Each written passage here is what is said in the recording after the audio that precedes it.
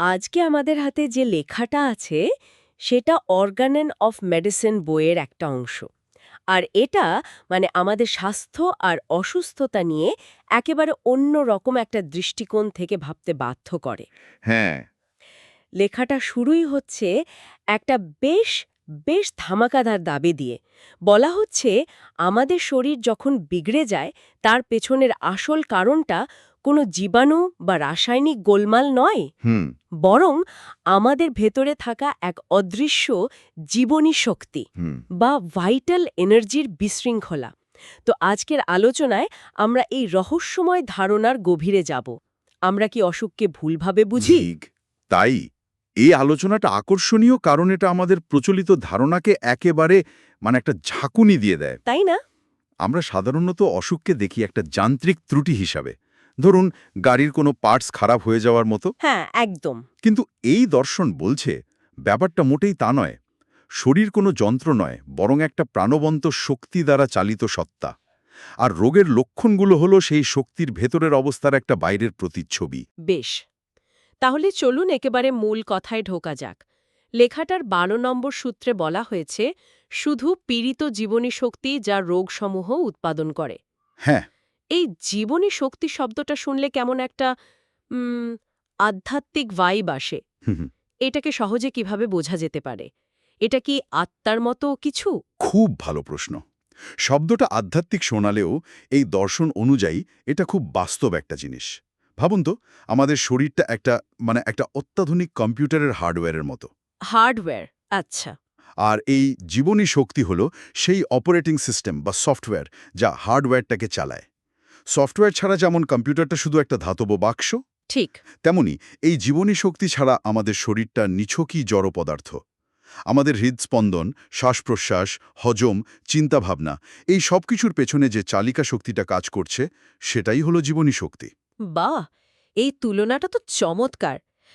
এটা শরীরের কোনো নির্দিষ্ট অঙ্গ নয়, বরং পুরো সিস্টেমটাকে চালু রাখার শক্তি। এক্স্যাক্টলি। তাহলে যখন বলা হচ্ছে এই শক্তি পীড়িত বা অসুস্থ হয়, তার মানে কি সফটওয়্যারে ভাইরাস লাগার মতো?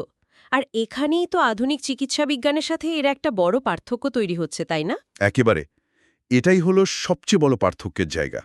আধুনিক বায়োলজি জীবনকে দেখে কিছু জটিল জৈব রাসায়নিক প্রক্রিয়ার ফল হিসেবে, কেমিস্ট্রি থেকেই প্রাণের উৎপত্তি। হুম। আর এই দর্শন বলছে ঠিক তার উল্টোটা। এখানে শক্তিটাই হলো মূল, আর রাসায়নিক প্রক্রিয়াগুলো হলো সেই শক্তির প্রকাশ। ও, আচ্ছা। যখন বলা হয় জীবনী শক্তি পীড়িত, তার মানে হলো এই চালিকা শক্তির স্বাভাবিক ছন্দে একটা ব্যাঘাত ঘটেছে। আপনার ওই সফটওয়্যারের উপমাটা যদি ব্যবহার করি, তাহলে বলা যায় অপারেটিং সিস্টেমে একটা বাগ বা গ্লিচ দেখা দিয়েছে। আর তার ফলেই কম্পিউটারের বিভিন্ন ফাংশনে গণ্ডগোল শুরু হয়। ঠিক। কখনো স্ক্রিন, কখনো সাউন্ড উল্টোপাল্টা কাজ করতে শুরু করে। তাহলে আমার পরের প্রশ্নটা ঠিক এখানেই। যদি এই শক্তিটাই আমাদের জীবনের ইঞ্জিন হয়, তাহলে কি কারণে এটা বিগড়ে যায়? এর পেছনে কি বাইরের কোনো শত্রু, যেমন ধরুন ভাইরাস বা ব্যাকটেরিয়া দায়ী? এই দর্শন অনুযায়ী দুটোই সত্যি, কিন্তু গুরুত্বের দিক থেকে দ্বিতীয়টা আগে। আচ্ছা। ভাবুন, একটা দুর্গ খুব মজবুত হলে বাইরের শত্রু সহজে আক্রমণ করতে পারে না। কিন্তু দুর্গের দেওয়ার যদি ভেতর থেকে দুর্বল হয়ে যায়, তখন সামান্য আক্রমণেই সেটা ভেঙে পড়ে। ঠিক। জীবনী শক্তি হলো সেই দুর্গের মতো। যখন আমাদের জীবনী শক্তি সবল থাকে, তখন বাইরের জীবাণু বা প্রতিকূল পরিবেশ আমাদের সহজে কাবু করতে পারে না। কিন্তু যখন ভেতর থেকে? হ্যাঁ, যখন দীর্ঘস্থায়ী মানসিক চাপ, ভুল খাদ্যাভ্যাস বা কোনো মানসিক আঘাত ভেতর থেকে শক্তিটাকে দুর্বল করে দেয়, তখনই বাইরের রোগ সৃষ্টিকারী উপাদানগুলো শরীরকে আক্রমণ করার সুযোগ পায়। তাই জীবাণু এখানে গৌণ কারণ। তার মানে এই মত অনুযায়ী শুধু জীবাণু মেরে ফেলাটা রোগের সম্পূর্ণ সমাধান নয়, কারণ তাতে তো ওই দুর্গের ভাঙা দেওয়ালটা মেরামত হচ্ছে না। হচ্ছে না। এখানেই তো বিষয়টা আমার কাছে সবচেয়ে আকর্ষণীয় মনে হচ্ছে। লেখাটিতে বলা হয়েছে রোগের যে লক্ষণগুলো আমরা দেখি, যেমন জ্বর, ব্যথা বা ত্বকের র্যাশ, সেগুলোই নাকি ভেতরের গোলমালের একমাত্র প্রকাশ। তার মানে কি জ্বর বা ব্যথাটা অসুখ নয়? একদম। জ্বর বা ব্যথা অসুখ নয়, বরং অসুখের ভাষা। ভাষা? হ্যাঁ, ভাবুন, জীবনী শক্তি একজন শিল্পী, আর আমাদের শরীরটা তার ক্যানভাস।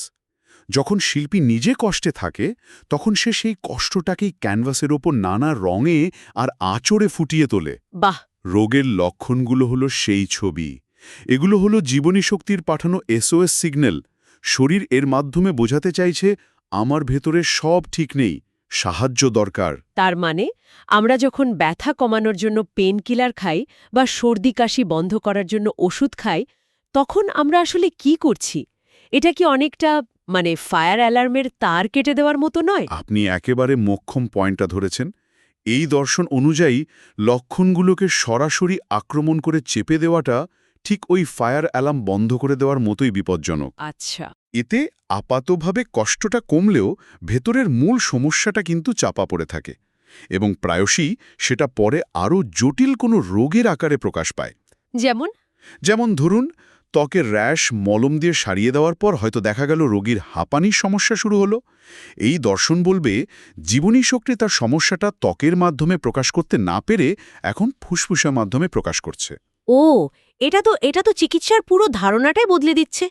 যদি লক্ষণগুলো শুধু বার্তা হয়, তাহলে সেই বার্তা পেয়ে একজন চিকিৎসকের কি করা উচিত? ঠিক তাই। এখানে চিকিৎসকের ভূমিকাটা একজন গোয়েন্দা বা কোড ব্রেকারের মতো। গোয়েন্দা? হ্যাঁ, তার কাজ হল রোগীর বলার সমস্ত ছোট বড় লক্ষণ, তার মানসিক অবস্থা, তার ঘুম, তার স্বপ্ন, তার ভালো লাগা মন্দ লাগা, এই সব সূত্রকে এক জায়গায় এনে ভেতরের গোলমালের একটা পূর্ণাঙ্গ ছবি তৈরি করা। কিন্তু চিকিৎসাটা কিভাবে হবে? গোয়েন্দা তো সমস্যাটা খুঁজে বের করল, কিন্তু সমাধান? সমাধানের ক্ষেত্রে চিকিৎসকের ভূমিকাটা একজন মালির মতো। মালি? হ্যাঁ, একজন মালি যেমন একটা গাছকে জোর করে বড় করতে পারে না, কিন্তু গাছটার জন্য সঠিক পরিবেশ তৈরি করে দিতে পারে, ভালো মাটি, পরিমাণ মতো জল, আলো বাতাস, যাতে গাছটা নিজের শক্তিতেই বেড়ে ওঠে। এক্স্যাক্টলি। এখানেও ঠিক তাই। হোমিওপ্যাথিক ভেষজ বা ঔষধের কাজ হল জীবনী শক্তিকে আলতো করে একটা ধাক্কা বা নাড়া দেওয়া, যাতে সে নিজের পথটা আবার খুঁজে পায় এবং নিজেই নিজেকে সারিয়ে তুলতে পারে। আচ্ছা, বিষয়টা আরও পরিষ্কার করার জন্য আমরা কি একটা উদাহরণ নিয়ে কথা বলতে পারি? ধরা যাক, একজন ব্যক্তির প্রায়ই মাইগ্রেনের ব্যথা হয়। অবশ্যই। এই দর্শন অনুযায়ী মাইগ্রেন শুধুমাত্র একটা লেবেল। 10 জন মাইগ্রেনের রোগীর ভেতরে জীবনী শক্তির বিশৃঙ্খলা 10 রকম হতে পারে। তাই তাদের চিকিৎসাও ভিন্ন হবে। হ্যাঁ, অবশ্যই ভিন্ন। চিকিৎসক শুধু মাথা ব্যথা শুনেই থেমে যাবেন না। তিনি জানতে চাইবেন ব্যথাটা ঠিক কোথায় হয়, মাথার ডান দিকে না বাম দিকে, মনে হয় যেন পেরেক ঠোকা হচ্ছে নাকি দপদপ করছে। দিনের কোন সময়ে বাড়ে বা কমে, এইগুলো। ঠিক। আলোতে বা শব্দে কষ্ট হয় কিনা, ব্যথার সময় মেজাজ খিটখিটে হয়ে যায় নাকি কান্না পায়, এই সমস্ত তথ্য মিলিয়ে যে একটা ইউনিক ছবি তৈরি হবে, সেই ছবির সাথে মিলিয়েই একটি মাত্র ওষুধ বেছে নেওয়া হবে। তার মানে এখানে রোগের চিকিৎসা হচ্ছে না, রোগীর চিকিৎসা হচ্ছে। একদম। একই রোগ নির্ণয় হওয়া সত্ত্বেও দুজন মানুষের চিকিৎসা সম্পূর্ণ আলাদা হতে পারে। কিন্তু একটা প্রশ্ন থেকেই যায়। লেখাটিতে বলা হচ্ছে চিকিৎসকের শুধু বাহ্যিক লক্ষণের উপর নির্ভর করলেই চলবে। হুম। এটা কি আজকের দিনের প্রেক্ষিতে একটু সরলীকরণ হয়ে গেল না? এখন তো আমাদের কাছে কত উন্নত প্রযুক্তি আছে, রক্ত পরীক্ষা, এক্স-রে, MRI, এগুলো কি তাহলে অপ্রয়োজনীয়? এটা একটা খুবই গুরুত্বপূর্ণ প্রশ্ন। দেখুন, এই দর্শন যখন তৈরি হয়েছিল তখন এই প্রযুক্তিগুলো ছিল না। ঠিক। তাই এর কাঠামোটা মূলত রোগীর বলা লক্ষণ এবং চিকিৎসকের পর্যবেক্ষণের ওপরই নির্ভরশীল। এর পেছনের যুক্তিটা হল শরীর এতটাই বুদ্ধিমান যে ভেতরের যে কোনো গোলমালের সবচেয়ে নির্ভরযোগ্য তথ্য সে বাইরেই প্রকাশ করে দেবে। কিন্তু আজকের দিনে? তবে আধুনিক প্রেক্ষাপটে অনেকেই এই দুটি পদ্ধতিকে সমন্বয় করার কথা বলেন। ধরা যাক, এক্স-রেতে একটা টিউমার ধরা পড়ল, প্রচলিত চিকিৎসা হয়তো সার্জারির কথা বলবে। এই দর্শন অনুযায়ী প্রশ্নটা হবে, এই টিউমারটা শরীরে তৈরি হওয়ার মতো পরিস্থিতি জীবনী শক্তিতে কেন তৈরি হলো? এখানেও রোগীর সামগ্রিক লক্ষণ বিচার করে জীবনী শক্তিকে শক্তিশালী করার চেষ্টা করা হবে, যাতে শরীর নিজেই রোগ প্রতিরোধ করতে পারে। হ্যাঁ, বা চিকিৎসার পার্শ্বপ্রতিক্রিয়া সামলাতে পারে। তাই বিষয়টাকে পরস্পর বিরোধী না ভেবে পরিপূরক হিসাবেও দেখা যেতে পারে। বোঝা গেল। তার মানে মূল ফোকাসটা সবসময় থাকছে সেই অদৃশ্য চালিকা শক্তির ভারসাম্যের উপর। ঠিক। তাহলে আজকের এই গভীর আলোচনা থেকে আমরা কয়েকটা মূল বিষয় তুলে নিতে পারি। প্রথমত, এই দর্শন অনুযায়ী রোগ কোনো বস্তু বা শত্রু নয়, এটা একটা প্রক্রিয়া, আমাদের জীবনী শক্তির ছন্দের অভাব। খুব সুন্দর বলেছেন। দ্বিতীয়ত, রোগের লক্ষণগুলো যেমন ব্যথা বা জ্বর, সেগুলো হলো শরীরের নিজস্ব যোগাযোগের ভাষা। এগুলোকে দমন করা মানে শরীরের মুখ বন্ধ করে দেওয়া। হুম। আর তৃতীয়ত, প্রকৃত আরোগ্য মানে যুদ্ধ করে রোগকে হারানো নয়, বরং শরীরের ভেতরের সেই মূল শক্তিকে তার স্বাভাবিক অবস্থায় ফিরিয়ে আনা, যাতে সে নিজেই নিজেকে সুস্থ করতে পারে। একদম ঠিক। আপনি খুব সুন্দরভাবে সারসংক্ষেপ করেছেন। এই পুরো আলোচনা শেষে শ্রোতাদের জন্য একটা আধুনিক ধাঁধার কথা ভাবা যেতে পারে। বলুন। এই দর্শনটা পুরোপুরি নির্ভর করছে শরীরের কথা বলার ওপর, মানে লক্ষণ প্রকাশের ওপর। কিন্তু আজকের দিনে আমরা এমন অনেক নীরব ঘাতক রোগের কথা জানি, যেগুলোর প্রথম দিকে কোনো স্পষ্ট লক্ষণই থাকে না। যেমন উচ্চ রক্তচাপ। হ্যাঁ, বা প্রাথমিক পর্যায়ের ক্যান্সার, যা শুধুমাত্র আধুনিক যন্ত্রপাতির মাধ্যমেই ধরা পড়ে। এখন প্রশ্ন হল, এই দর্শন অনুযায়ী যদি জীবনী শক্তি সত্যিই পীড়িত হয়, তাহলে এই সব ক্ষেত্রে সে কেন কোনো স্পষ্ট এসওএস সিগন্যাল পাঠায় না, যা আমরা অনুভব করতে পারি? এটা তো খুব ইন্টারেস্টিং প্রশ্ন। এই নীরবতা, এই জীবনী শক্তির ব্যর্থতা, নাকি আমাদেরই সেই সূক্ষ্ম ভাষা শোনার অক্ষমতা? এই প্রশ্নটা রইল ভাবনার জন্য।